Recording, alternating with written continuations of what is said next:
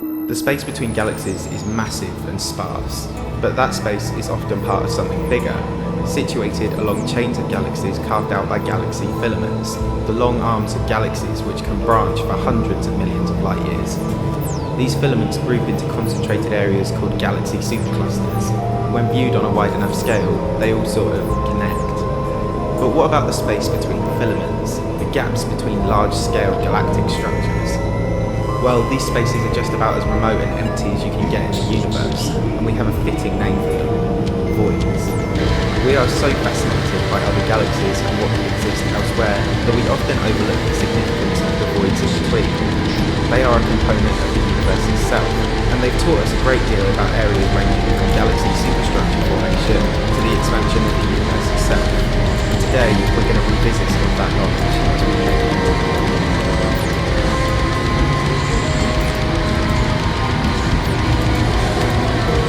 The contents of the macro-universe can be broken down into two structural components: voids, where matter exists in abundance, and voids, the space in between. A void is a vast, somewhat spherical region of space with a low cosmic density. We measure cosmic density by using galaxy counts as opposed to estimating mass, so the technical definition for a void references an area with a low number of galaxies, approximately 1/10 of the typical number at the time of August, according to widely accepted technology. Whereas galaxy voids are composed of gravitationally bound structures and filaments, voids are not void structures. They are the vast spaces between the structures, but are nonetheless a fundamental concept of the universe. Voids can exist both inside galactic voids and in the spaces between them. The smallest are about 10 megaparsecs in diameter, with a megaparsec being equal to roughly 3.2 million light years. Meaning typical voids are usually at least 30 million light years wide. Larger typical voids can reach up to 10 times that size, giving them a whopping diameter of around 300 million light years, or 110 parsecs. And at that size, we have another name for them: supervoids. But they can get even larger still. Voids which form inside galaxy walls are smaller than voids that form in the low-density spaces of the universe. These empty spaces can be much bigger, with some of the largest areas being found over 1 billion light years in diameter. It's hard to appreciate just how large that scale is. There's no absolute ratio of the share of galaxy walls and voids in the universe, but what we do know is that the vast majority of its volume is made up of massive near-empty spaces of low cosmic density. Cosmic voids became a branch of study in astrophysics in the 1970s, when redshift surveys became more common. By the end of the decade, voids have been identified in the former the Coma cluster and the A1367 cluster. Redshift surveying technologies have come a long way since then, and it wasn't long before we were mapping our universe in exquisite 3D detail for the first time. By the 1990s, 3D redshift surveys, such as the LAS-CAMPOS survey, were identifying and confirming an abundance of voids throughout the observable universe. Today, we have categorized our nearest is the local void, which starts at the edge of our local galactic group and extends over 200 million light years. Voids have existed for as long as the universe. This is because during the first trillionth of a second of time, our universe was tiny and its contents was under unimaginable pressure. Within this ultra-densified body of soup, quantum fluctuations were causing ripples, and then the universe suddenly expanded violently in an event known as cosmic inflation, and went from microscopic to immeasurable. Like a snapshot of the tiny universe, the contents of the universe as it was in that moment was radically elongated, and the tiny acoustic ripples now propagated across massive cosmic distances, leading to the universe's early plasma, from which the first particles formed, being more concentrated in certain areas and less dense in others. Within the dense areas, structure formation began to occur. First, dark matter began pulling together into massive molecules elements over hundreds of millions of years. And then, baryonic matter traced its path. Subatomic particles became atoms, and atoms became gas clouds. Clouds became stars. The stars collected into branches from the first galaxies, and galaxies moved into clusters, which became supernovas. The scale really is incredible. These structures now interlink to form a massive sponge-like arc over the entire universe, the cosmic web. As all of this took place, the areas of lower density cosmic information were emptied out, and we now exist in massive voids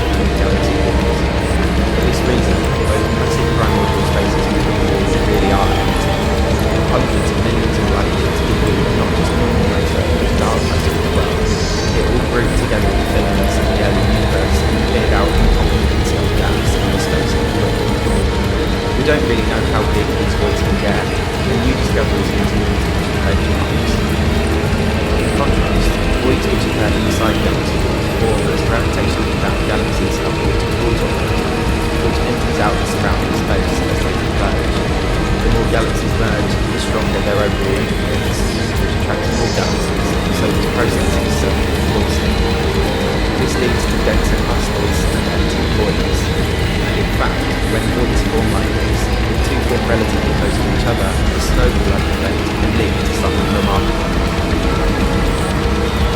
While supervoids may be somewhat of a less glamorous area of astronomy, one which has continued to attract particular online attention is the Great Boötes Void, which lies on the edge of the Hubble sequence.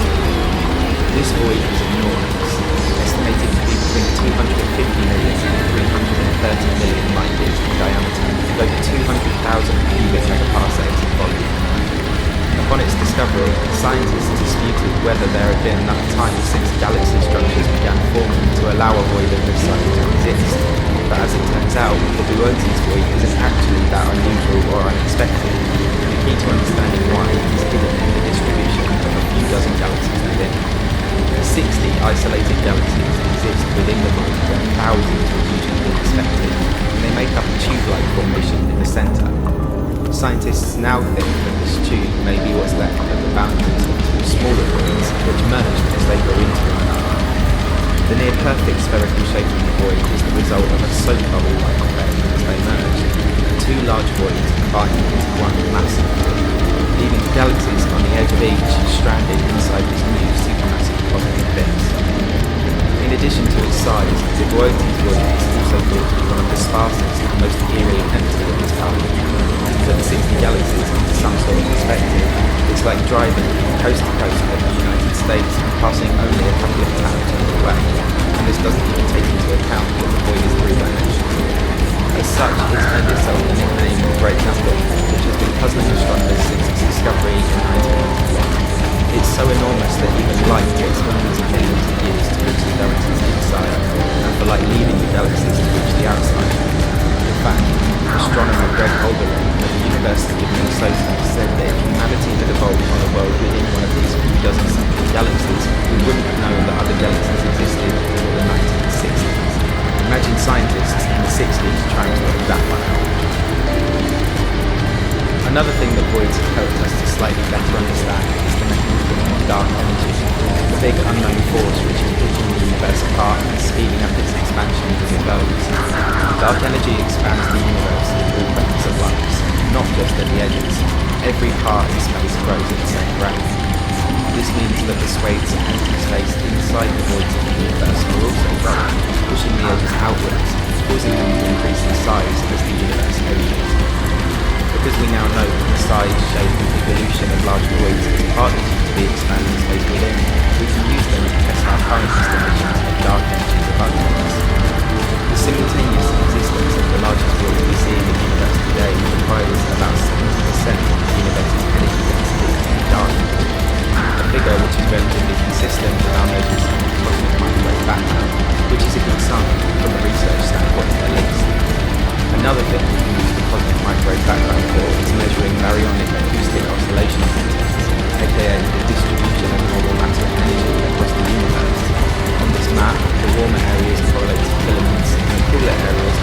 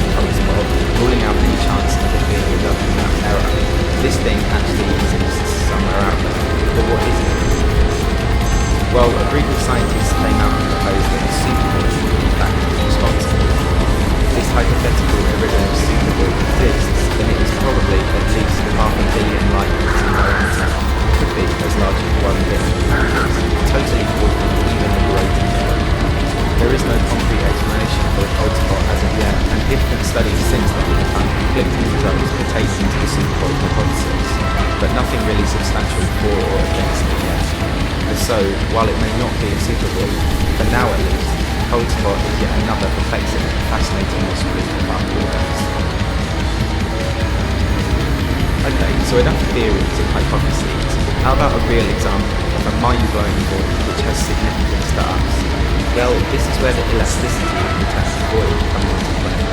Obviously, when you think of a void, you think of a massive, virtually empty area, like the blue ocean void, or a completely empty gap between galaxies.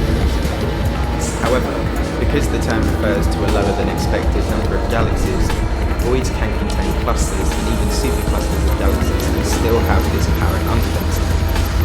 As it so happens, the largest known void in the universe contains galactic structures. The largest void, which you happen to be sat in the middle of right now. It might sound crazy, but the KBC void is the largest known void by definition in the entire observable universe, with the lower than expected concentration of galaxies across a roughly spherical expanse of nearly, wait for it, 2 billion light years. And yet, it contains you and I, the planet, the galaxy, the local galactic group, and even a large chunk of the Lamiaea supercluster, which is home to no less than 100,000 galaxies. So it's not that exciting when you think about it really, but what is interesting is that we are fairly close to the centre, relatively speaking. While this position doesn't have any implications for our existence that we know of, it does have implications for our observations of the universe around us.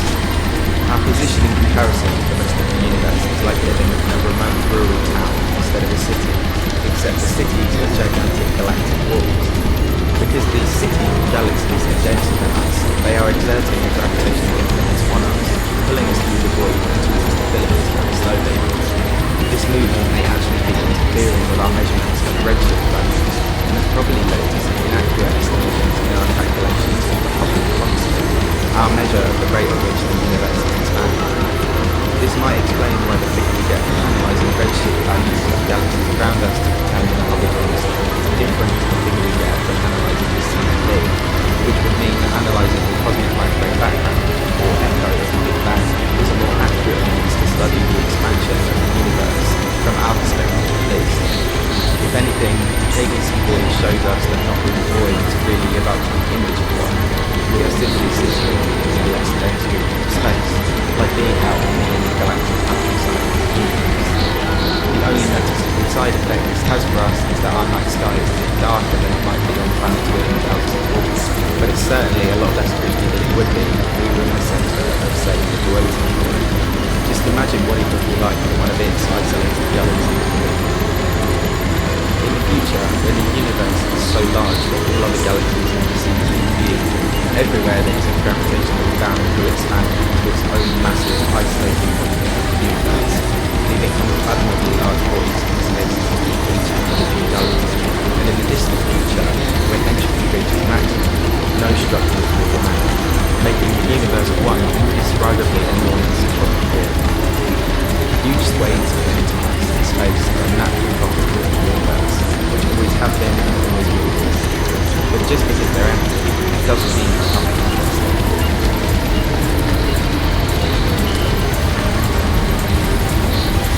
Stars are among the most fascinating figures of the universe. They are the givers of warm light and energy, and are the nuclear engines behind some of the most extreme phenomena. They form from gas clouds and carve out entire planetary systems, releasing heavier elements in the process, which allow more stars to form. But the most fascinating thing about stars is what awaits them when they die. When a star reaches the end of its life, most of the time it does so in incredible fashion, with a blinding, cataclysmic supernova explosion. But that is rarely the end. We know that particularly massive stars, many thousands of times larger than our Sun, can collapse in on themselves so much that they form black holes. But a dead star doesn't always have to form a black hole to be a destructive gravitational influence. Some stars collapse down to a fraction of the size they once were, into a ball of tortured matter so dense and compressed that the effects are out of this world, quite literally. These dense graveyard star cores are known as neutron stars, and their types, properties and statistics are all absolutely mind-blowing.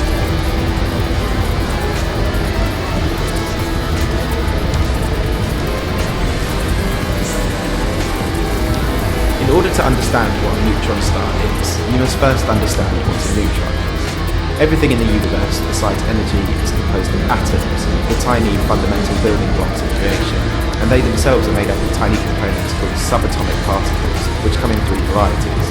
Protons, which have a positive electrical charge, electrons, which have a negative electrical charge, and finally neutrons, subatomic particles with no electrical charge. Protons and neutrons make up the nucleus of an atom, and the number of each is the same in most elements. So with that in mind, how does it relate to dead stars? Well, a neutron star is formed when a massive star, between 10 times and 29 times the mass of our Sun, reaches the end of its life and explodes. At this point, heavier elements in the core begin fusing iron. Because iron has no energy to give, fusion is no longer generating outward pressure from within the star, and there is suddenly nothing to stop the star collapsing under a weight of its own gravity.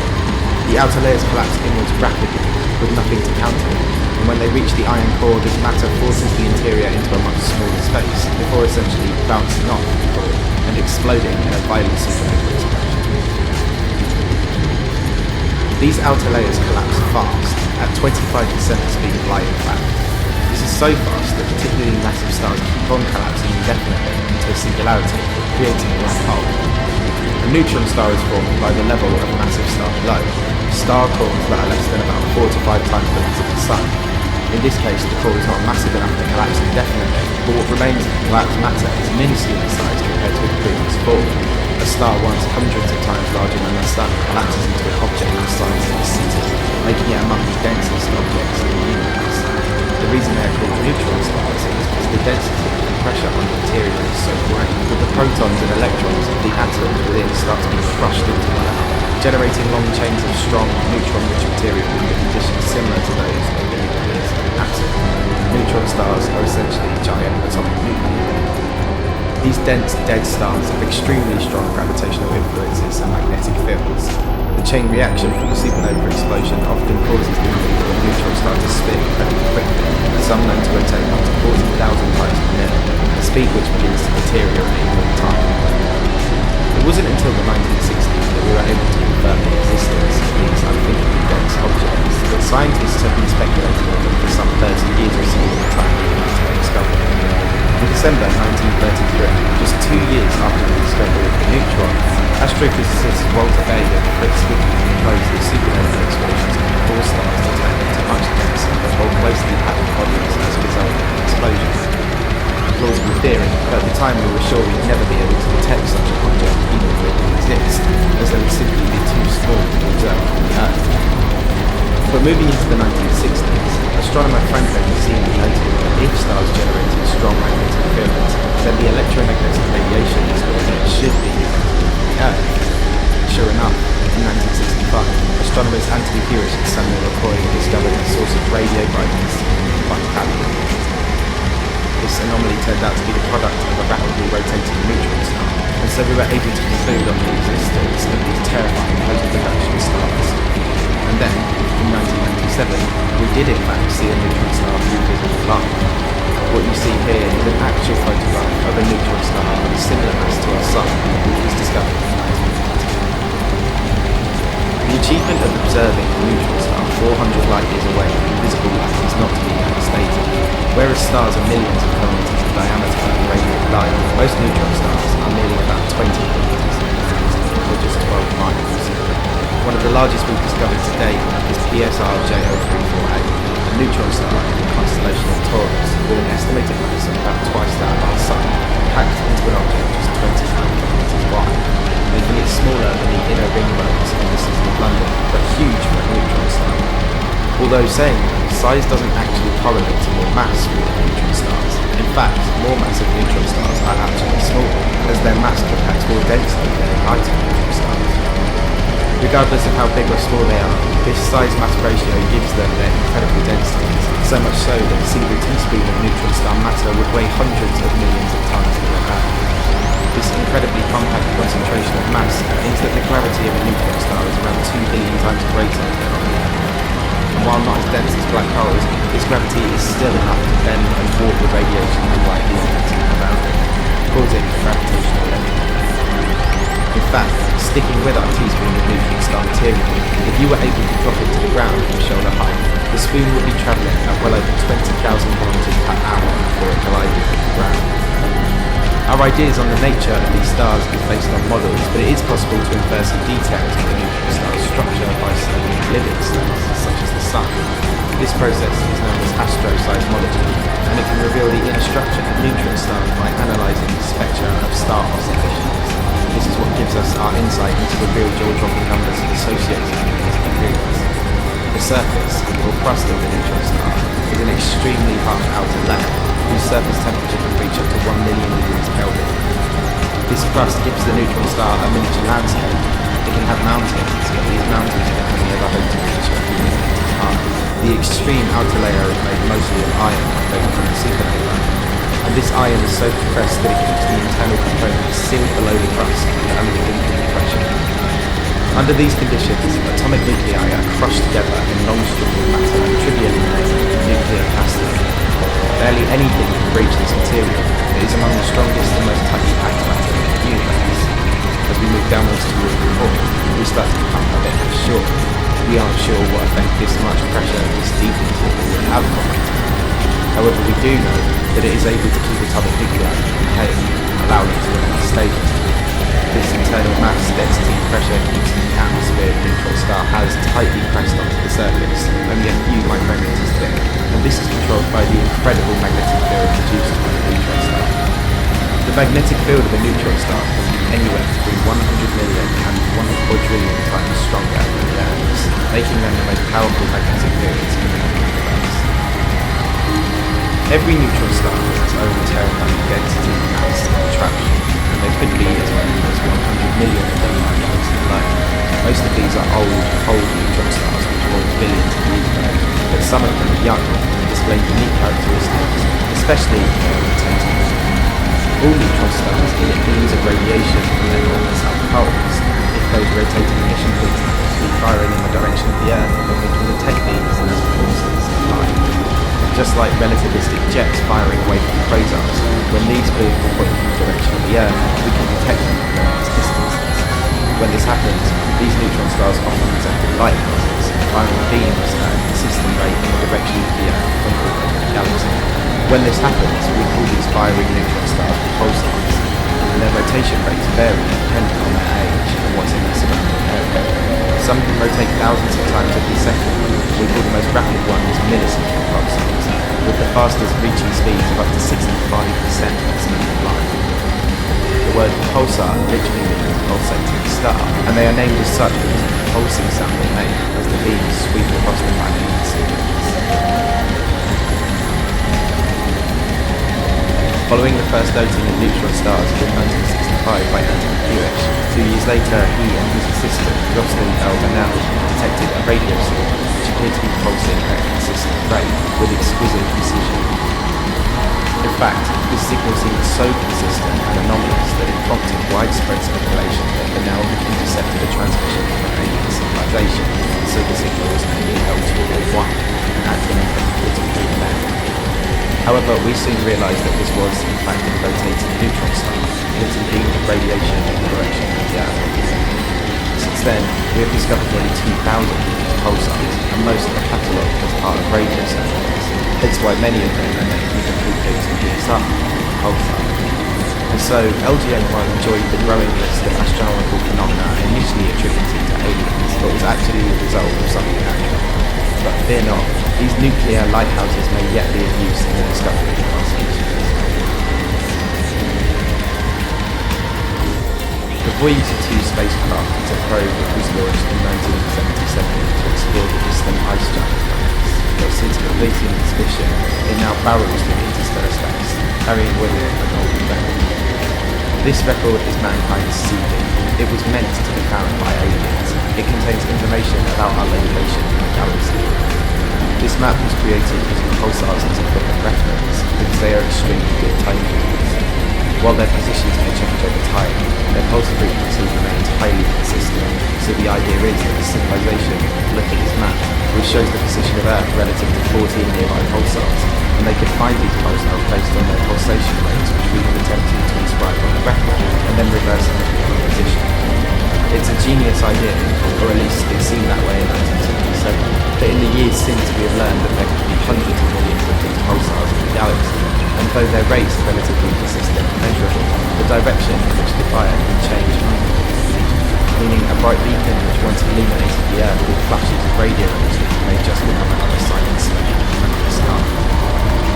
Finding 14 coincidentally placed pulsars in a galaxy of potentially billions, it isn't even comparable to the needle and haystack imaging. So whatever and whoever Voyager might encounter on its journey, they'll likely never be able to work out where the probe came from, even if they manage to decipher the map. The faster a neutron star rotates, the stronger the magnetic field it generates. For those exceptionally extreme neutron stars, there is another classification, a magnetar. These are similar in size and mass to neutron stars, but rotate so fast that they are even more extremely deadly. Magnetars can be caused by the supernova created or by the gravity of a neighbour around the neutron star. Whatever the case, their magnetic fields are absolutely exceeding 1,000 times the strength of a normal neutron star's field, which is already billions of times the strength of the Earth's. It's a scale difficult to appreciate. These fields are so intense that they often experience very strong X-ray bursts. When their shells crack, blasts of X-ray and gamma radiation are emitted. This can cause an aptly named star fire, which can lead to a storm of solar energy trillions of times more powerful than the solar emissions of our own star. Unsurprisingly, these magnetars are not very stable. The strong magnetic fields tend to break down after about 10,000 years, which is only the blink of an eye on a cosmological timescale, and it is a much narrower window for us to exist to observe them. Therefore, magnetars are considerably rarer than neutron stars and pulsars. There are estimated to be about 30 million inactive magnetars, based on the number we can currently observe. Most neutron stars are old, spinning much more slowly than the young magnetars and the pulsars. So, the question is, what happens to these aging nuclear capsules over time? Are they ready to blow up, perhaps even further, merge with one another? Well, the answer can be all three. Loads of weird and wonderful things can happen to a neutron star, especially in neutron stars can continue to gain mass and grow after formation, and they grow in the same way that planets and moons do, through accretion, the gradual accumulation of matter as the object orbits. Neutron stars have an insanely strong gravitational influence and therefore attract a lot of extra mass from their surrounding areas. This accumulation of mass can cause already rapid pulsars to spin even faster. It can push young neutron stars into spin cycles, and it can wake up older, slower pulsars. Neutron stars attract the most matter in binary star systems. Binary systems are commonplace throughout the galaxy. Stars form within the same collapsing clouds of gas that form star systems like ours, and given their strong gravitational influences, it's not uncommon to see stars in pairs orbiting each other. As such, it's not uncommon to see a neutron star in a binary star system. The most common type of neighbour we see for neutron stars in binary systems is a white dwarf, the final light of a dying star. This could be because both stars in the system are old, or the star has been stripped away and irradiated by the companion supernova and now orbits as a dying dwarf. Or perhaps the neutron star is a visitor. Magnets often travel into space at a fifth the speed of light and find homes in new star systems. Like a spider crawling out of the dark, these neutron stars then enter the system and strip away and start down to the starting planets. Most of the time, wherever the neutron star orbits will bring it to a collision with a spiral universe. However, should the object which orbits the neutron star manage to remain at a safe enough distance to avoid total destruction, then the other star may survive from the neutron star itself. Suddenly, there are two of these incredibly dense and powerful masses, and their gravitational interactions can be felt in entire galaxies. When binary neutron stars orbit each other, they spiral inwards and begin to draw closer and speed up as they do. In the moments before they collide, they reach a significant percentage of the speed of light and lose energy through gravitational radiation. This interaction before merging may be a source of gravitational waves, disturbances in the curvature of space-time itself. Gravitational waves are caused by two accelerated masses. They are like ripples in the fabric of reality, which fly away from the source at the speed of light. And this is exactly what we think happened when we detected gravitational waves in 2017. GW170817 is the catalogue name for the gravitational wave signal which was detected by the Advanced Laser Interferometer Gravitational Wave Observatory, or LIGO, and scientists believe that these ripples in space-time are the result of two neutron stars colliding in a galaxy over 140 million miles. We detected stability across such vast distances, it should come as no surprise that the actual collision is just as terrifying and far-reaching. When the two neutron stars are within touching distance, the tidal gravitational forces of each shatter the outer shells, releasing the enormous reserves of matter trapped within into space, which is under considerably less pressure and explodes in an appropriately named kilonova explosion. This explosion is a source of short gamma ray bursts, the most destructive electromagnetic explosions in the universe. After this cataclysmic explosion has taken place, two merging neutron stars will do one of two things. They will either become a more massive neutron star, or the two masses will collapse and form a black hole. The lower bound mass limit required to form a black hole between 4 or 5 times the mass of the Sun. If the two neutron star cores combine but remain below this mass, then they will combine to form a magnetic field trillions of times stronger than the others. Alternatively, the two dead stars will collapse in on each other and form a black hole, which is infinitely dense at its singularity. It's an intriguing and bewildering process, but the merger of neutron stars is actually quite a frequent event. The shattering of neutron star shells releases loads of heavier elements which were fused by the star that came before it, and these heavier elements mix into the clouds of hydrogen and helium gas in space, the same clouds that form planetary systems.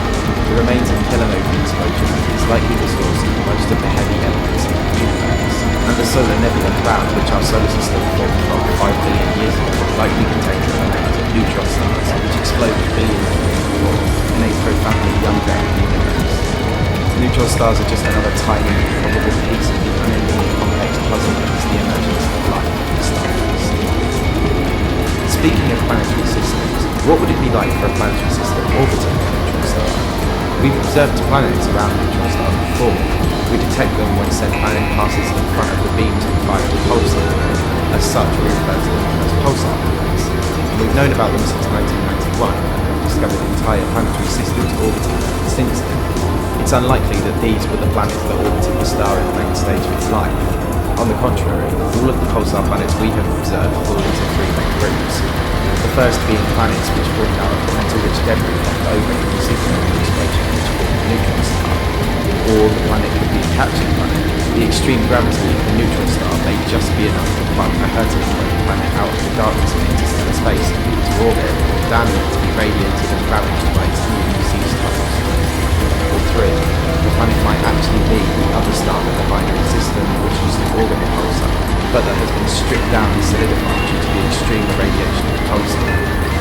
In 2011, we discovered the companion of the pulsar PSR J1719. It was a white dwarf star in the final stage of its life, but it had most of its mass torn off by the pulsar's orbits and was spiralling inwards towards its companion, destined to be shredded up and bring to pieces. However, this star orbits its neighbour in an unlikely position, at a distance slightly smaller than the radius of the Sun, just under 700,000 kilometres. This isn't close enough to shred the planet entirely, but the pulsar's influence is so strong that the carbon in the star has likely crystallised. The neutron neighbour is now likely a diamond type, 5 times the size of the Earth. Life on these neutron star planets is non-existent and hopeless. Those planets lucky enough to escape total destruction are subjected to torturous conditions. The beams of gamma radiation, X-rays and extreme solar energy would ravage any planet. If a magnetar came within range of our planet, say about the distance of the Moon, then you would start to notice fast. Our atoms would be warped and would change shape, completely destroying your molecular structure and dissolving your body. Nothing can survive under the vice and grip of a pulsar, or worse, a magnetar. And so, the final question is, if neutron stars are virtually unbreakable and composed of the hardest materials in the universe, then what happens when an immovable object meets its unstoppable force? What happens when a neutron star is consumed by the only thing stronger and more powerful than itself, a black hole? Well, we may finally have an answer. Only a few months ago, with those same gravitational wave observatories detected somehow more in space-time, real gravitational waves created by a collision a little under a billion miles. The signal is named S190814BV and is believed to be the product of a neutron star being eaten by a black hole. Scientists analysed the wave patterns of the two objects and determined that one of the objects must have exceeded 5 solar masses, while the other was somewhat less, likely meaning that this is a black hole and neutron star pairing, although the distinction between the two remains unclear in this case. Regardless, the waves grow products at the moment before the collision. As for the collision itself, well, if the black hole in question is large enough, then the neutron star could disappear over the event horizon in one big gulp. This would release no energy beyond the boundary and would be somewhat anticlimactic if we were an observer from outside. In this case, however, it's unlikely that the mass difference between the two is sufficient for the black hole to be capable of such a large gulp, so some impact will occur. The neutron star will be ripped apart by gravity and its matter will be dispersed in every direction. Some of this matter falls straight into the black hole, whereas some of it may be ejected beyond the event horizon at immense speeds before falling back in again. Some of the debris will be flung out and will be under much less pressure in space, causing it to explode violently. The other debris won't escape entirely, but will fall into orbit around the black hole along its accretion phase. So, these gravitational waves likely did emit from the site of the cataclysmic explosion, but probably a less impressive explosion than when two neutron stars collide. As of yet, we don't have any visual confirmation. Neutron stars are the seeds of creation of the universe, tiny incubators of super-dense heavy elements and atomic nuclei. They attract, they destroy, and they emit beams of radiation. They produce the strongest magnetic fields in the universe, and are second only to black holes in terms of their properties and mystery. Looking into a black hole makes the gravity and pressure within seem almost silent and featureless. But when we look at neutron stars, we know that the true conditions are everywhere above. Our universe contains building blocks that contradict each other in nature and thus provide balance for the universe to function. For negatively charged electrons, we have positively charged positrons. The matter in the universe is balanced by dark matter and antimatter. For black holes, we have white holes. On June 14th, an abnormally long burst of gamma-ray radiation in deep space changed everything we know about the most powerful source of energy in the universe. Then, two scientists made a very bold claim. In today's video, Fact Novel brings you perhaps the first real evidence of the existence of a white hole. Before we can start to understand the deeply bizarre concept of white holes, we should refresh our memories about what black holes truly are. The gravitational monsters called black holes are crap stars that act like vacuum cleaners of the universe. Black holes suck. No, I mean literally. They will suck anything and everything, inexorably if the poor thing waters within reach of their immense gravitational pull. The gravity of a black hole is so strong that light itself cannot escape once it crosses the black hole's infinite horizon. Due to the black hole's infinite density, its infinite horizon becomes a point of no return, where even time slows down to a near halt. Thus, the black hole itself is invisible, since no light or radiation can escape from its pull. A few decades ago, black holes were considered purely theoretical, just like today how we consider white holes possible on paper. But in recent years, we have been able to locate black holes due to the gravitational effects that have on stellar bodies around them.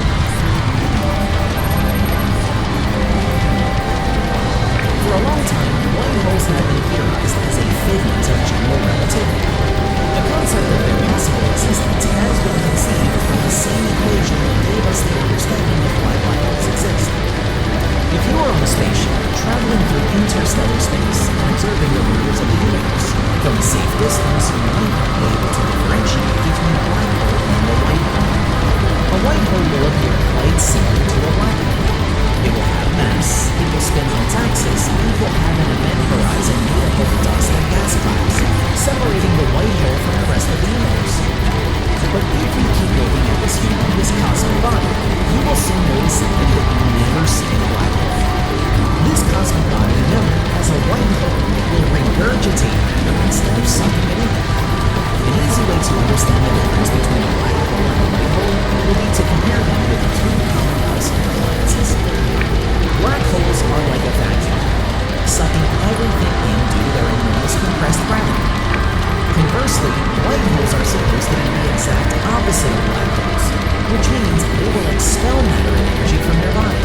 So they act as a leaf blower, but the leaves are produced out of the leaf blower itself. Physicists describe a white hole as a black hole's time reversal. That is, imagine how a white hole would function will be like watching a black hole's video in reverse. It won't be different from watching a video of a falling ball in reverse, making the ball look like it's bouncing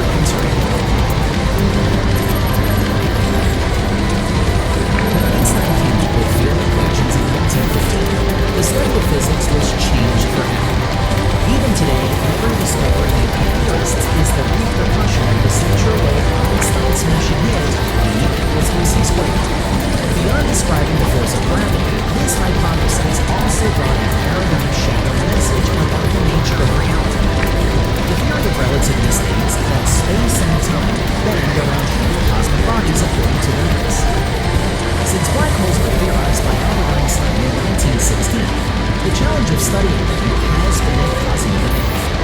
Many elements of gravitational theory and quantum mechanics have been explored concerning the idea of bizarre physics of black holes.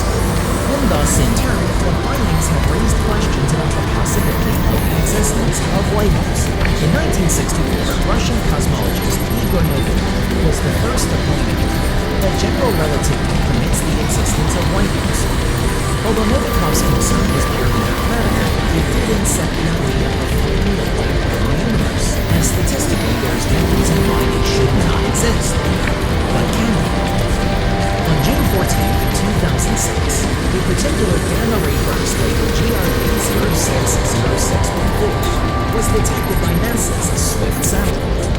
Conventionally, gamma ray bursts occur in regions of low star formation, or they happen because of supernova explosions. These bursts are of very short duration, lasting only a few seconds. However, GRB 060614 had what is considered a long-duration burst of gamma rays, and it lasted for a total of 102 seconds. It was new territory for astrophysicists, as there was no theory in existence to explain this phenomenon. A paper by Alan Renner and Shlomo Heller predicted this burst as a white hole. They associated the idea of a white hole with the Big Bang, stating that the universe's conceiving event was a burst of matter and energy that happened instantaneously, not continuous or long-lasting. That does make sense if white holes are in fact the opposite of what a black hole is.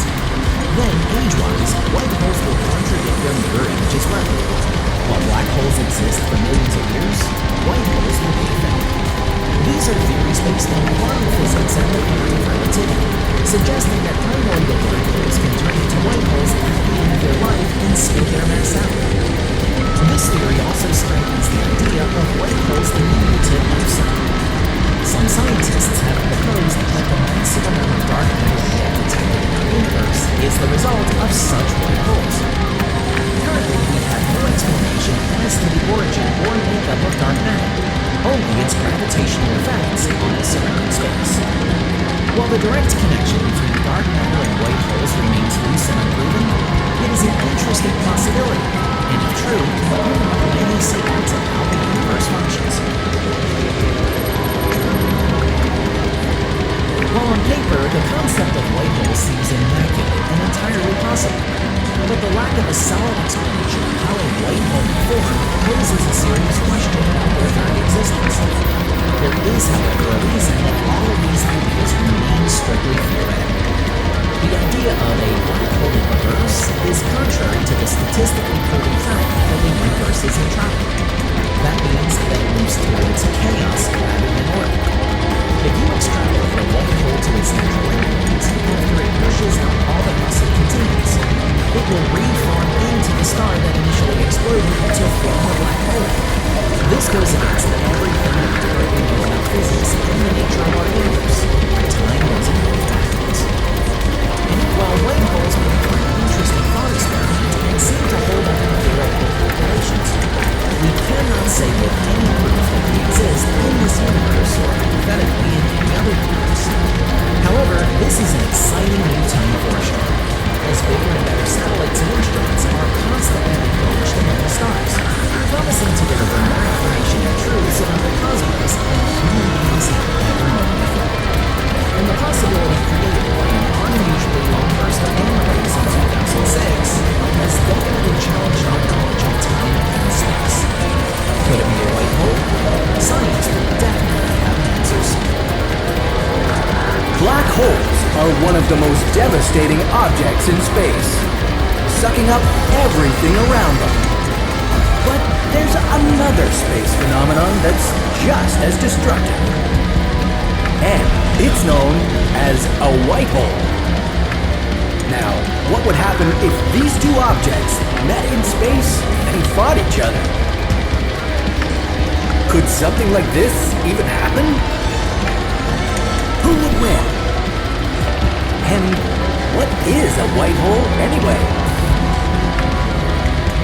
This is What If, and here's what would happen if a white hole fought a black hole. Before we get to our fight, let's see what these two opponents are all about. In one corner of space, we have the black hole. This legendary space occurrence is probably pretty familiar to you. Its signature move is to consume every piece of matter it comes in contact with. The white hole, you're probably less familiar with. And its signature move is to expel energy rather than sucking it in. So, with our two fighters having completely opposite attack strategies, who would win? Despite us not knowing much about our white hole mystery opponent, it's much more experienced at conquering space than the black hole is.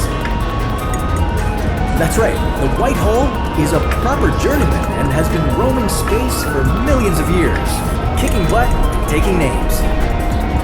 That's because scientists theorize that this white hole used to be a black hole.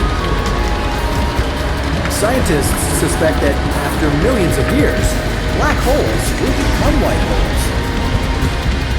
And all the energy and matter they consumed over the years will be expelled back into space.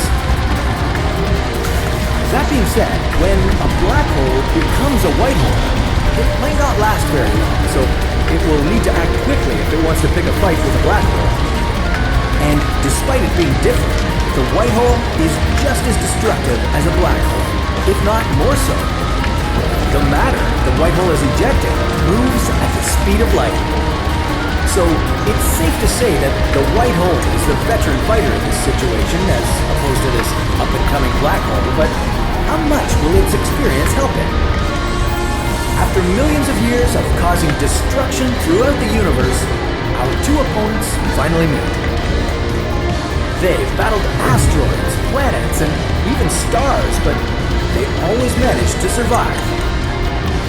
Now, they both face their greatest opponent yet. As these two massive forces approach each other, the black hole will instantly gain the advantage. The white hole will do its best to prevent the black hole from overtaking it, but unfortunately, it really doesn't stand a chance.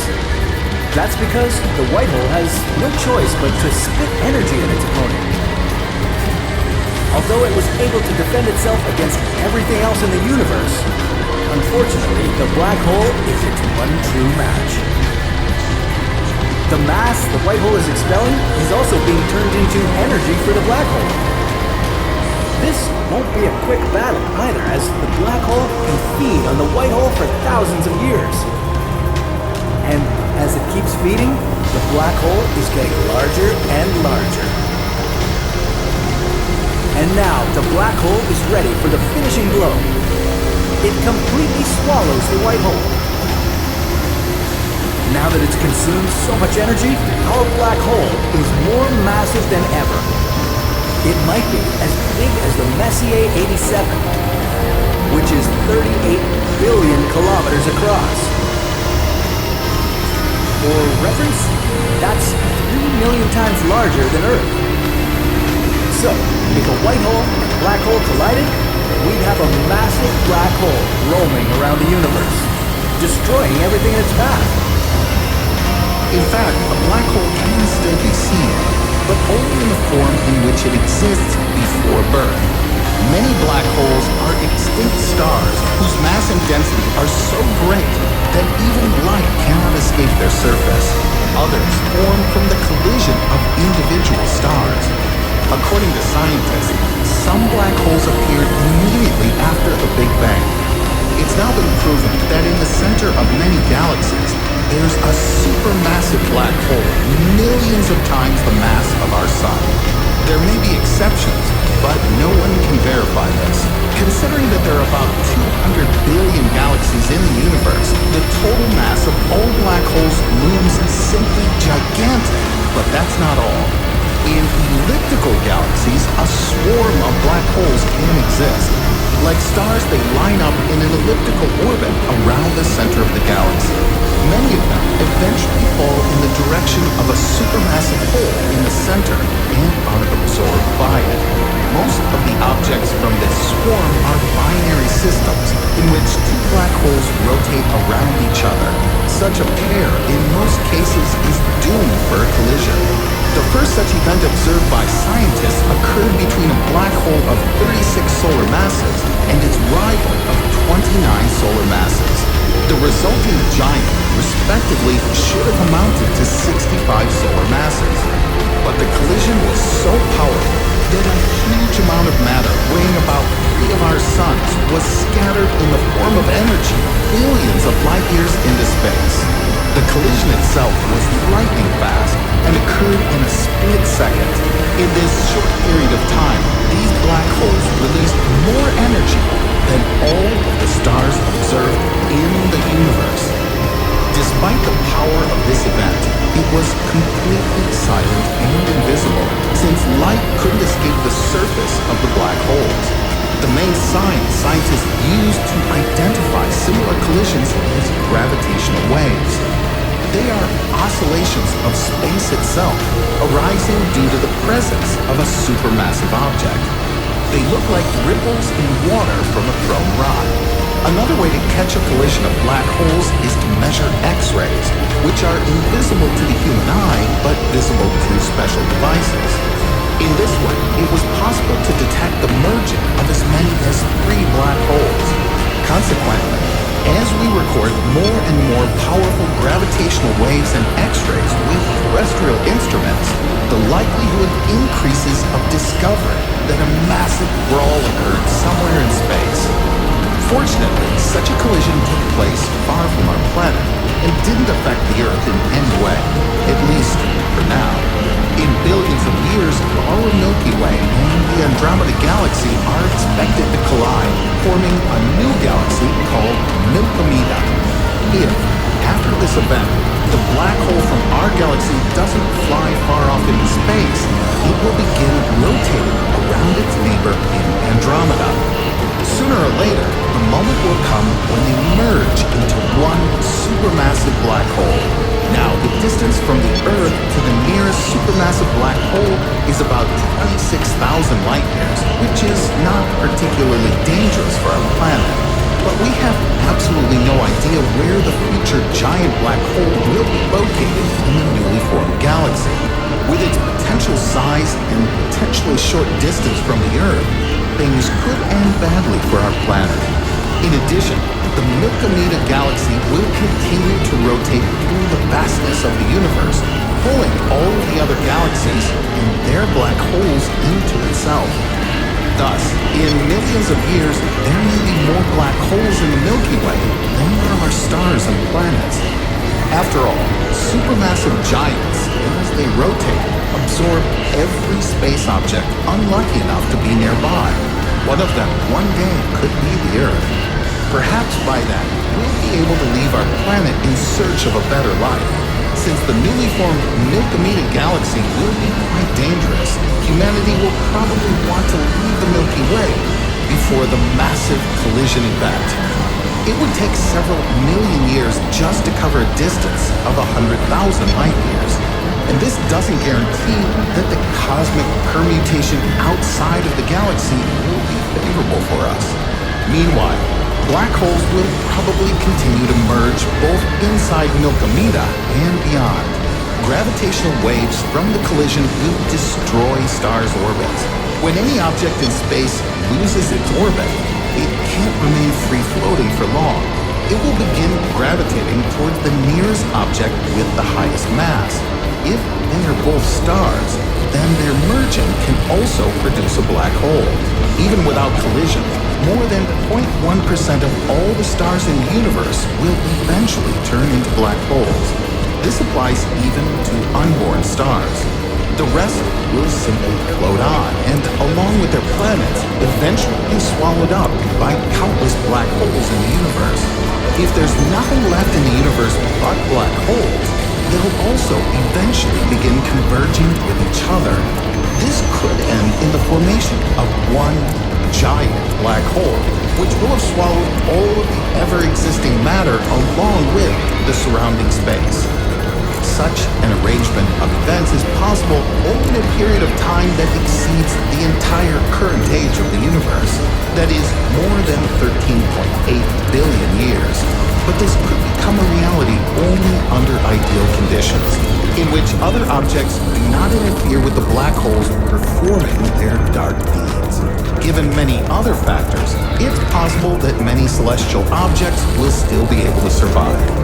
When two large objects interact, there can be many other small and insignificant objects between them. For example, Jupiter and our Sun are very closely connected gravitationally. Nearby asteroids may be freer, but due to the gravitational interaction between the Sun and Jupiter, asteroids can be thrown out of the solar system. Perhaps a similar fate befell other hypothetical planets of the solar system at the time of its origin. Similar phenomena can also occur with stars. The gravitational interaction between two supermassive black holes can push 99% of all stars into intergalactic space. There, these stars are relatively out of reach of black holes until they themselves turn into them. Black holes will probably start throwing stars out of galaxies in about 10 quintillion years. That's 10 to the 19th power years. By then, they will be the main masters of the galaxies, but most of the matter in the universe will settle into intergalactic space. In this scenario, many stars, planets, and asteroids will still be swallowed up by black holes. Perhaps the Earth will be among them, if there's anything left of it at that time. But this will still be less than 0.1% of everything in the universe as we currently know it.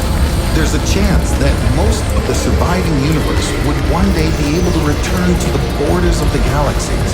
After all, black holes are also not eternal and can evaporate due to so-called Hawking radiation. If new matter ceases flowing into a black hole, it can eventually disappear completely, with all of the matter from inside it spreading across the expanses of the universe. But a more terrible threat may lie herein. When a black hole shrinks, it can trigger something called vacuum decay. As it loses mass, a true vacuum can form inside of it. When this happens, it can release a gigantic supply of energy from the false vacuum, that is, from the whole universe. Existing matter would collapse, and the laws of physics would change entirely. A new world would form with a true vacuum. Individual atoms and particles would be torn apart and never again reunite. Like boiling overheated liquid, only on a universal scale. It would be impossible to stop such an apocalypse with any method, even if we knew about it in advance. However, maybe we should already be looking for a cozy space between two distant galaxies. In quantum mechanics, if you know the quantum state of a particle, that is, its wave function, you can use the Schrödinger equation to calculate what that particle did in the future. Usually, it spreads out over time as it is doing here. To make this animation, we really solved the Schrödinger equation. So there's a beautiful symmetry here. If you know the initial state, you can use an equation to evolve that state smoothly and continuously into the future. The problem is, in quantum mechanics, we never actually observe the wave function movements. Instead, when we measure it, we find the particle at a single point in space. So how are we to reconcile the spread-out wave function evolving smoothly under the Schrödinger equation with this point-like particle detection? Schrödinger formulated his wave equation because scientists, notably early, suspected that matter has wave-like properties. But it took a third physicist, Max Born, to propose how we should interpret the wave function. At each point in space, the wave function has a complex amplitude, essentially just a real number plus an imaginary one. Max Born suggested if you take that amplitude and square it, you get the probability of finding the particle there. The fact that you have to square the amplitude actually appears as a last-minute footnote in Born's paper. But that is how probability was introduced into the core of our picture of reality. That's a pretty big philosophical leap. I mean, no longer is the universe deterministic. This made a lot of scientists, especially Einstein, uncomfortable.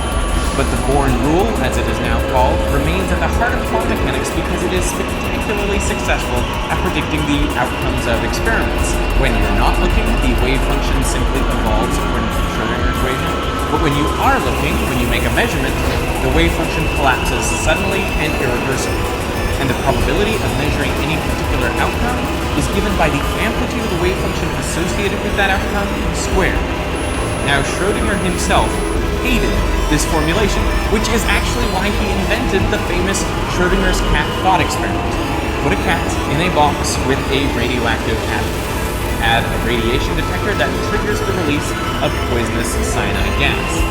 Now, although it was only meant as a thought experiment, Schrödinger helpfully notes this device must be secured against direct interference by the cat.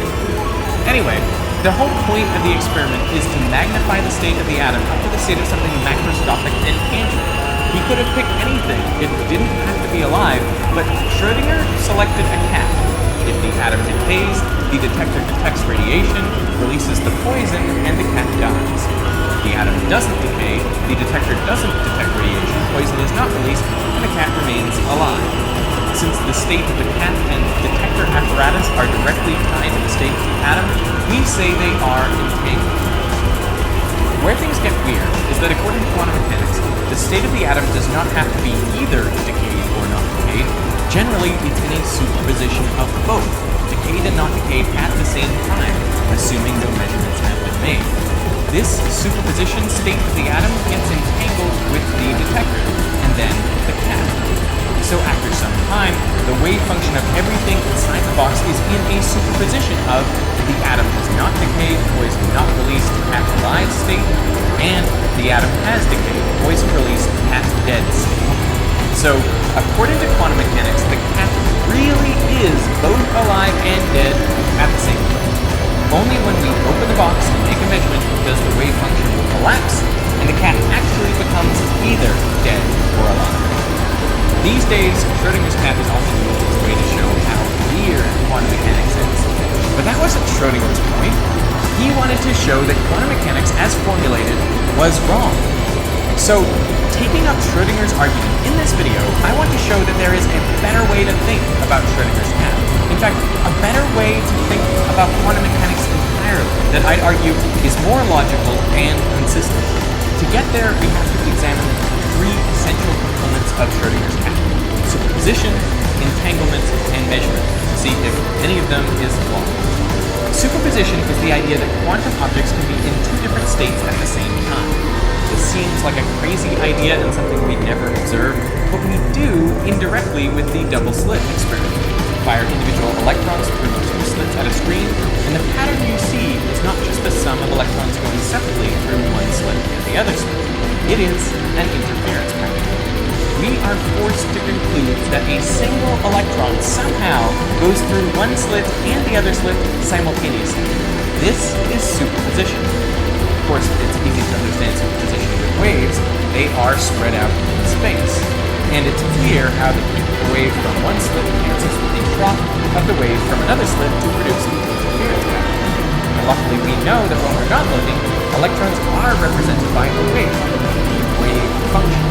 The double slit experiment then is concrete evidence that this wave enables individual electrons to pass through both slits at the same time.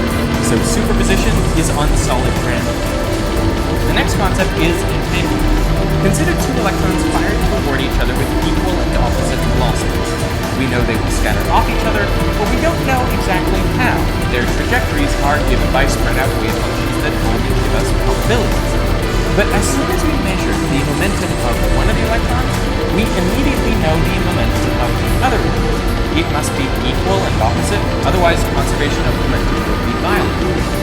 Now, this may seem obvious, but consider that before the measurement, the momentum of each electron was in a superposition of states. Measuring one instantaneously collapsed the wave function of the other.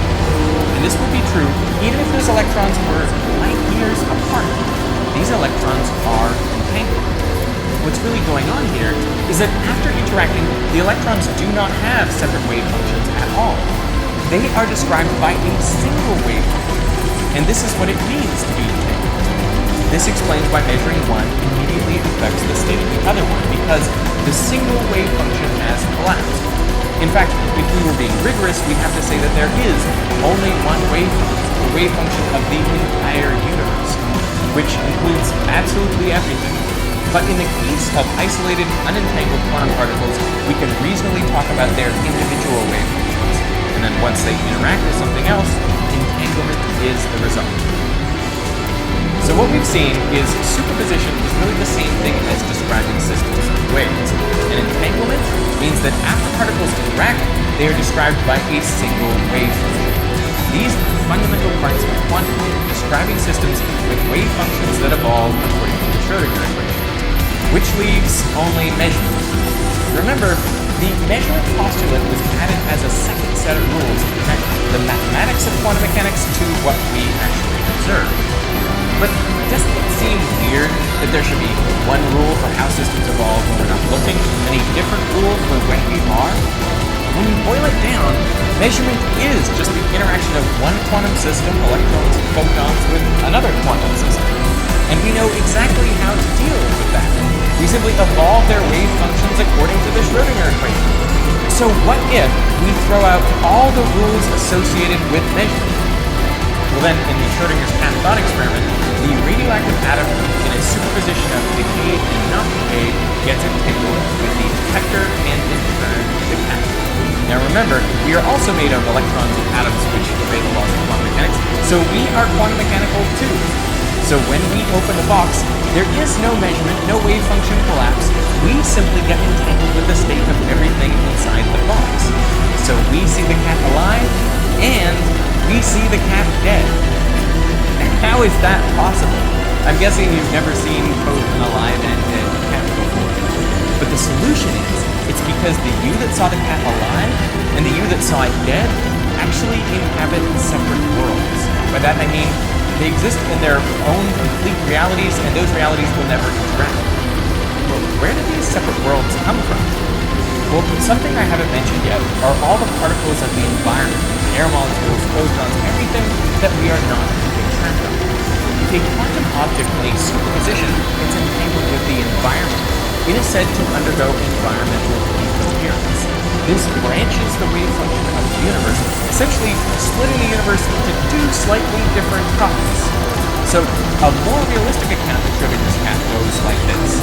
The radioactive atom evolves from 100% not decayed into a quantum superposition of decayed and not decayed. The detector becomes entangled with this superposition state of the atom, but the detector is being bombarded by all these air molecules and photons in the box, which would bounce off differently if it is detected radiation than if it hasn't. So almost immediately, the detector becomes entangled with the state of the environment. It decoheres, branching the wave function in two. At that moment, you are split into two identical copies, one entangled with each outcome of the experiment. You can be identical until you open the box, but in this case, the cat actually is alive or dead. You were just finding out by opening the box. What we are unaware of is that the other outcome also happened, just to someone who is not you anymore. I mean, both observers came from you, but they are no longer you, and they are no longer identical to each other.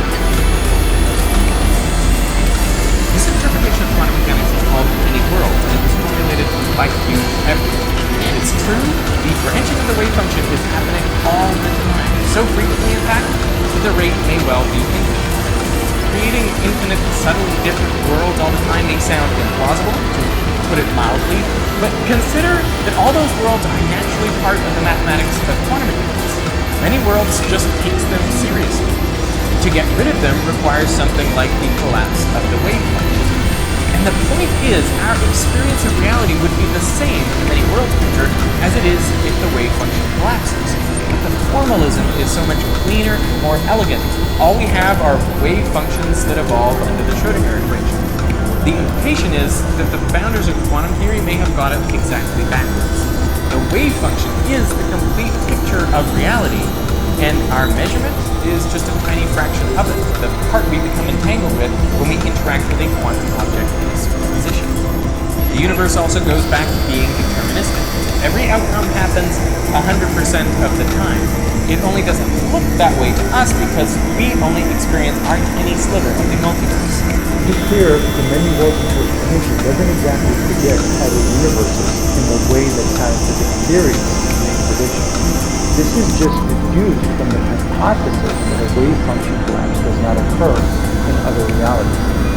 The many worlds interpretation avoids the complication of wave function collapse, but it creates a seeming complication of a near infinite number of parallel worlds. This seems to be a fantastical idea. There's a universe out there in every outcome that is impossible to see. Just like in quantum mechanics, everything with non-zero probability of occurring is a reality somewhere in some universe. Bryce DeWitt, who popularized the many worlds interpretation in the 1970s, says, every quantum transition taking place on every star, in every galaxy, in every remote corner of the universe, is splitting a local world on Earth into a myriad of atoms. Well, this is the crazy thing about the interpretation. It says that the splitting occurs whenever a wave collapses, meaning whenever a measurement or observation occurs. So this would mean that when you walk around in your own house, there must be millions of splitting events because molecules in your heat are interacting with the molecules on the floor. The number of splits in parallel universes has to be astronomical. Some physicists consider this almost self-evidently absurd, but others, like Oxford physicist David Deutsch, says many worlds is virtually a fact. It is no more an interpretation than dinosaurs and an interpretation of the fossil life. And even though the results sound fantastic, many world interpretation predicts outcomes that are completely consistent with physics experiments over the course of decades. So it has to be taken seriously even though it sounds ridiculous. The Big Bang created the universe, and after just 14 billion years, is this all correct? Says Stephen Hawking, the Big Bang created an infinite number of parallel universes, and each of them with its own galaxies, black holes, and possibly great civilizations. Today, this theory implies that the physical laws in all worlds must be the same, which means that the universes are similar, but can develop in different ways. As a result, on a general scale, our universe is like an infinite fractal, with a mosaic of different pocket universes, in each of which events develop slightly differently compared to the neighboring one. Just imagine, in one parallel universe, all life on our planet was destroyed by a giant asteroid. Shockwaves, earthquakes, volcanic eruptions, tsunamis, fires. In the end, we don't exist, and the empty Earth rotates senselessly around the sun. In another world, the gravity of Jupiter pushed our planet out of the solar system, and the frozen ball of Earth is flying millions of years through the darkness and cold to nowhere. Or perhaps somewhere, the dinosaurs created a powerful civilization, and now one of them is watching a video about the causes of mammal extinction. Now, pay attention. The most riddled takeaway. All of these events in parallel worlds are happening simultaneously. This isn't the only theory that suggests the existence of an infinite number of worlds. For example, Hugh Everett created his own interpretation of quantum mechanics. The fact is that every recorded event actually creates a new universe every moment of our lives. It might be easier to explain it this way. If you switch channels and stop watching the video up to this point, then you would actually exist in a parallel universe in relation to yourself now, who would watch the video to the end. Moreover, if we consider this experiment from the point of view of killing the legendary Schrödinger cat, it turns out that the cat is immortal. After all, the cat, as an observer, always sees only one universe, the one in which he, by chance, survived. Thus, quantum mechanics considers the multiverse like a bunch of giant fireworks, in which every moment more and more flashes continue to multiply, and each of them is a new universe. According to some theories, there are universes in which all physical laws and constants differ from the usual and known to us. Our existence depends on a variety of fine-tuning, the value of which seem to be something taken for granted. But if we change the fundamental and familiar things just a little bit, everything would end, says Andre Lind, a member of the National Academy of Sciences. For example, if protons were only 2,000ths more massive, they would be unstable and would break up into simpler particles. There would be no atoms in the universe, and no us. Another example is that if gravity were increased, gravity would compress the stars, making them hotter and denser. Instead of existing for billions of years, the stars would burn their fuel for a few million and go out before life had a chance to develop.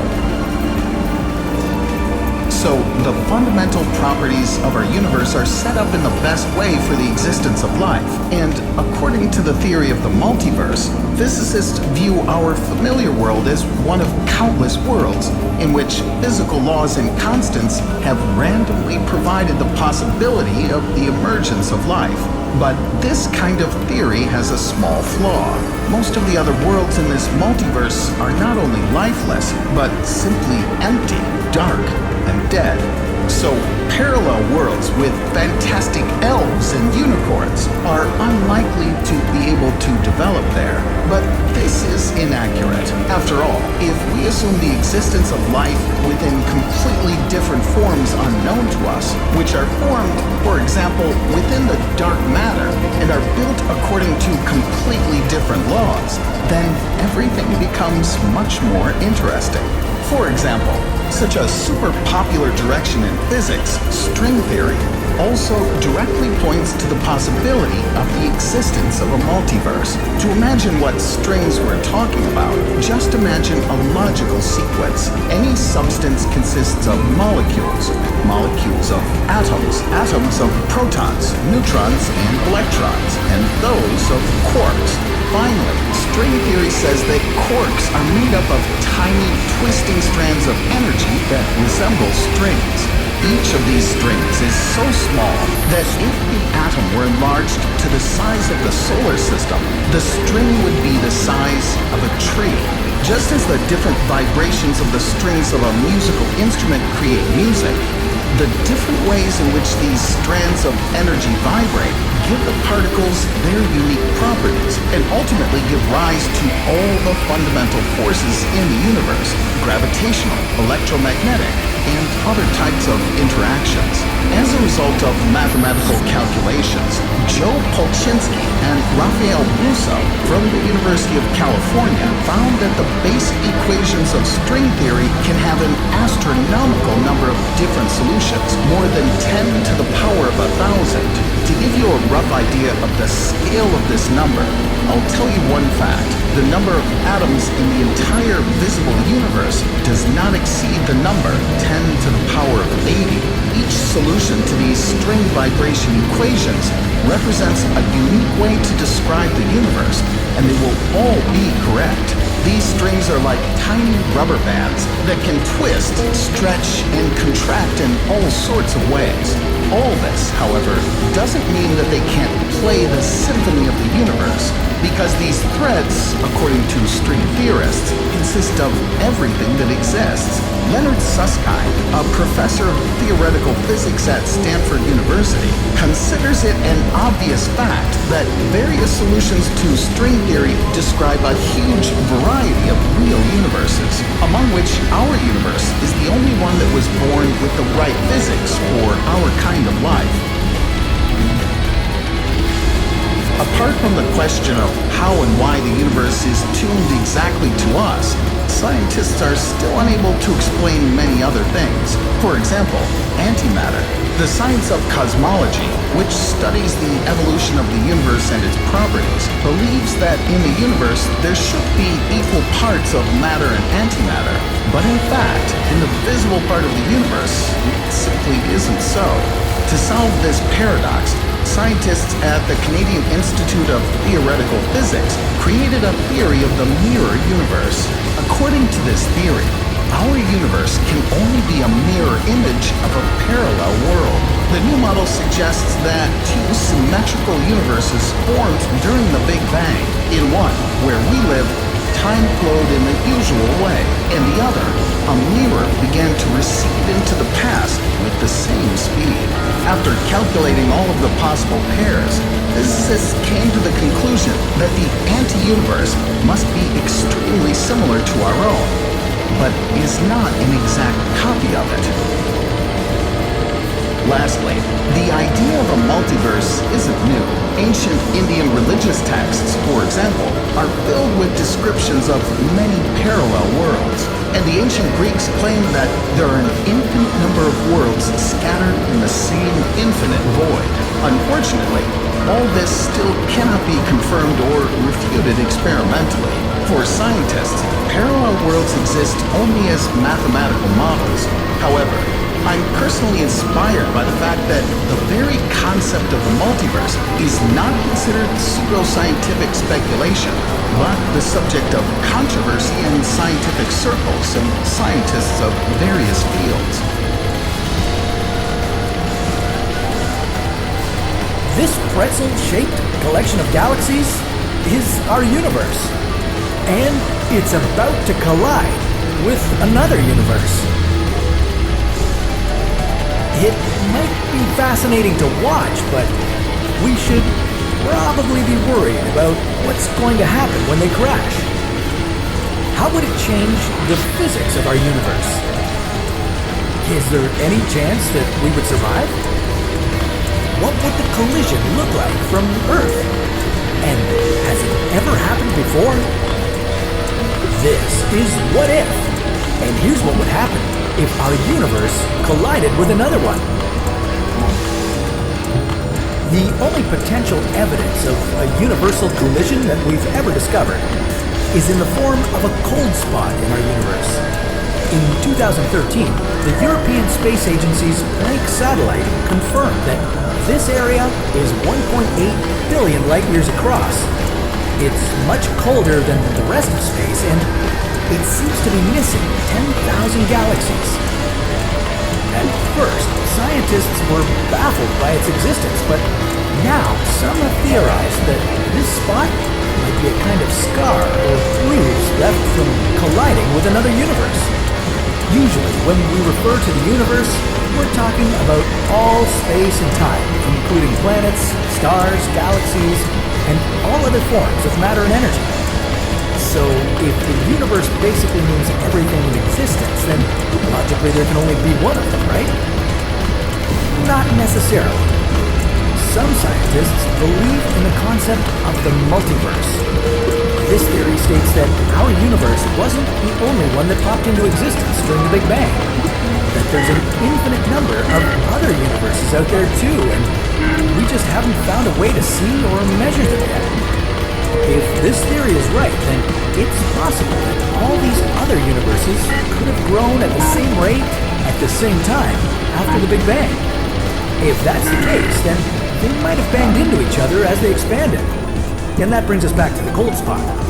The cold spot is a region of our universe that's 0.00015 degrees colder than everywhere else. That might not seem like a big deal, but when the rest of the universe's temperature is so consistent, scientists have started to think it's something more than an anomaly. They think that the cold spot might be a scar left over from a collision between universes. And the crash might have moved a bit of energy out of that spot in our universe, causing a colder temperature. But what would a collision of that magnitude look like? Well, we can't say for sure, but there are some pretty cool ideas out there. According to one physicist at the University of California, if another universe came crashing into ours, it would look like a giant mirror in the sky rushing towards us, because its wall would reflect light. If this other universe collided with our own, we could inherit a whole new set of governing laws of physics. gravity could weaken or disappear, resulting in a slew of planets escaping the gravity of their stars, sending them flying off into space at ridiculous speeds. Without gravity, stars would cease to exist, and we'd be left in perpetual darkness. The reason that we can speculate that the universe has a mirror image is the theory of CPT symmetry. The letter C in this abbreviation means conjugation of charges. That is, each elementary particle has a twin with an opposite charge. Antineutrons, electrons, anti-electrons, or positrons, and so on. Every particle discovered by scientists has a twin. The letter P implies the symmetry of space. That is, all three directions in our 3D world have opposite directions. T, respectively, means that for the forward flow of time, there's a symmetric flow in the opposite direction. There was a similar symmetry right at the moment of the birth of our universe.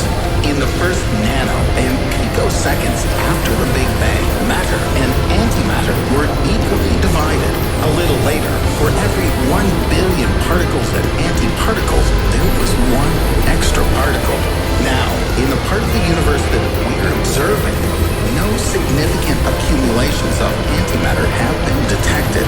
Scientists wonder why this supersymmetry was broken and where this huge amount of antimatter disappeared to without a trace.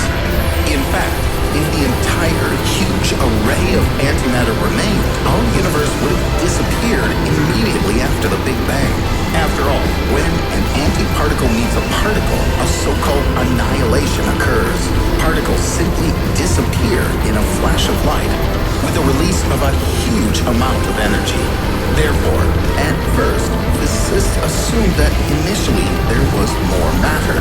Antimatter and matter are mutually destroyed, and excess matter formed the universe that we have now. But such a hypothesis has many mathematical inconsistencies, so I had to look for another explanation. Canadian scientists from the Perimeter Institute for Theoretical Physics, led by Neil Turok, have proposed their own theory. They came to the conclusion that immediately after the Big Bang, in one direction, the universe arose that we know and live in, and in the opposite direction, the anti-universe was born. It consists entirely of antimatter, and time in the anti-universe goes from the future to the past. That is, right now, there's your antimatter copy, which sits upside down in front of an upturned computer and already knows how this video will end as it looks backwards in time. This raises many questions. What does life look like when everything is composed of antimatter? Can we ever make contact with the antimatter universe? Scientists tried to answer this question by creating antiparticles in the laboratory. As early as 1932, the first positrons, or anti-electrons, were discovered in cosmic rays. And in 1955, scientists from Berkeley managed to obtain antiprotons. Later, thanks to advanced technologies, physicists were able to obtain not just antiparticles, but whole anti-atoms, anti-helium, and anti-hydrogen. However, at first, it was very difficult to study them. Anti-atoms collided with hydrogen atoms, and after just 172 milliseconds, were mutually destroyed. To prolong the existence of antiparticles, scientists use special electromagnetic traps called the quadrupole loft configuration, which, for a short time, prevents particles and antiparticles from coming into contact with and annihilating each other. So, in 2011, anti-hydrogen lasted as long as 1,000 seconds, and in 2014, 80 anti-hydrogen atoms were created for the purpose of a detailed study.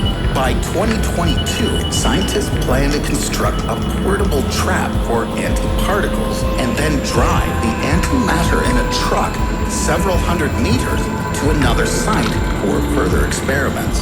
But still, most studies have not yet been able to give clear answers about what exactly antimatter is. However, one thing is clear. If by some miracle you manage to get into the anti-universe, you are doomed.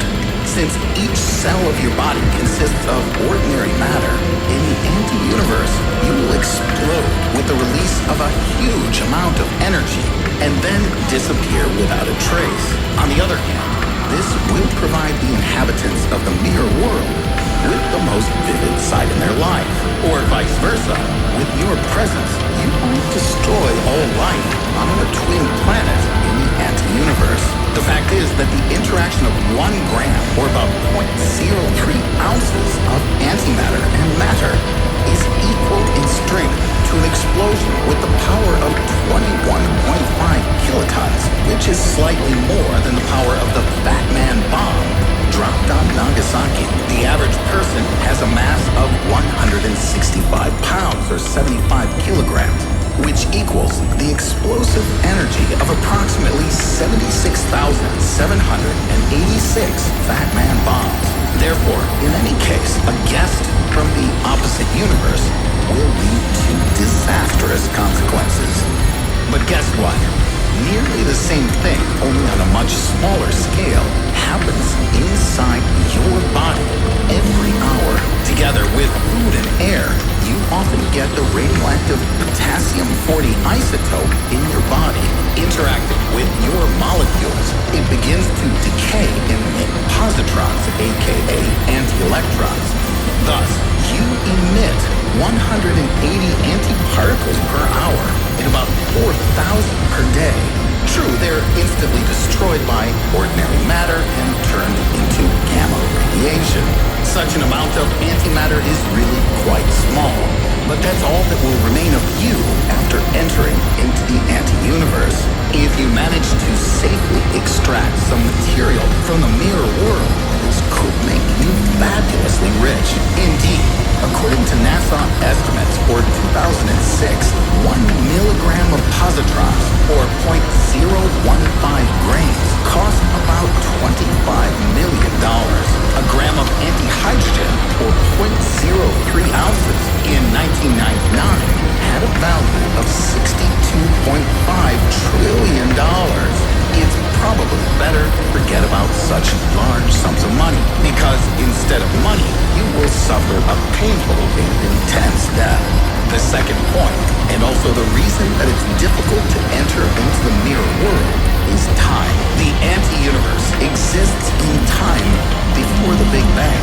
That is, it's located more than 14 billion years ago. Even if we learn how to safely approach antiparticles, we'll need to find a way to travel far back into the past. Theoretically, time travel is possible, but only within our universe, at least for now.